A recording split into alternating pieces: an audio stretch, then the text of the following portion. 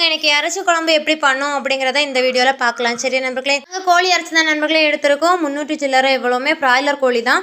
இதை கொஞ்சமாக மஞ்சள் தூள் போட்டு நல்லா க்ளீன் பண்ணி எடுத்துக்கலாம். ஃபஸ்ட்டு க்ளீன் பண்ணி எடுத்ததுக்கப்புறமா இறைச்சி குழம்பு வைக்கிறதுக்கு என்னெல்லாம் தேவையோ எல்லாத்தையும் ரெடி பண்ணிடலாம் நண்பர்களே. ஃபஸ்ட்டு தக்காளி, வெங்காயம், பச்சை மிளகாய் கட் பண்ணிக்கிறோம். இன்னைக்கு எப்போவுமே தேங்காய் மசாலா வறுத்து போட்டால் சூப்பராக இருக்கும் நண்பர்களே. அதனால் தேங்காயும் மசாலாவும் வறுத்து எடுத்துக்கிட்டோம். அப்புறமா இஞ்சி பூண்டு பேஸ்ட் எல்லாம் ரெடி பண்ணி எடுத்து வச்சாச்சு. இனி குழம்பு வைக்க ஸ்டார்ட் பண்ணலாம். ஃபஸ்ட்டு வெங்காயம், தக்காளி, பச்சை மிளகாய் போட்டு நல்லா வதங்கினதுக்கு அப்புறமா அது கூடவே இஞ்சி பூண்டு பேஸ்ட்டையும் போட்டு நல்லா வதக்கிக்கோங்க. நல்லா வதங்கினதுக்கு அப்புறமா நம்ம வறுத்து எடுத்து வச்சிருப்போம் இல்லையா மசாலா, அது எல்லாமே சேர்த்துக்கோங்க. மசாலாவில் என்னெல்லாம் பார்த்தீங்கன்னா மஞ்சள் தூள், மல்லித்தூள், மிளகாய் தூள், அப்புறமா சிக்கன் மசாலா இதெல்லாமே சேர்த்து நல்லா கிண்டி எடுத்ததுக்கு அப்புறமா நம்ம வாஷ் பண்ணி வச்சிருக்கிற சிக்கன் அதையும் சேர்த்து நல்லா கிளறி எடுத்துக்கோங்க. கிளறி கொஞ்ச நேரம் கழிச்சு உப்பு கொஞ்சமாக தண்ணி விட்டு கொதிக்க விடணும். குழம்பு கொஞ்சமாக கொதிச்சது நம்ம வறுத்து அரைச்சி வச்சிருக்க தேங்காயும் சேர்த்து நல்லா கிளறிக்கோங்க நண்பர்களே. கொதிச்சு காஞ்சதுக்கு அப்புறமா மல்லித்தலை, புதினா தூவி இறக்கிடுங்க. அவ்வளோதான். கிழங்கும் இறைச்சியும் சேர்த்து வச்சு சாப்பிட்டு பாருங்க.